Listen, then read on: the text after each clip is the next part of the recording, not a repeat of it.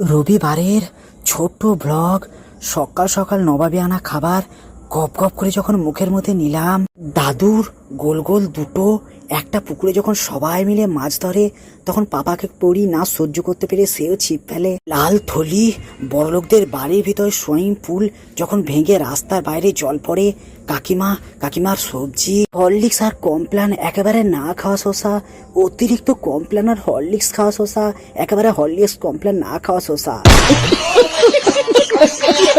তেজ্য পুত্র করে দেওয়া সন্তান আর বাকি সন্তানগুলোকে নিয়ে যখন মা আগলে রাখে। বাঙালিদের জাতীয় খাবার কিন্তু সবাই এখন খায়। আমাকে যারা একেবারে পছন্দ করে না, তাদেরকে এভাবে নুন লঙ্কা মাখিয়ে কড়াইয়ের মধ্যে এভাবে ছাড়তে মন করে।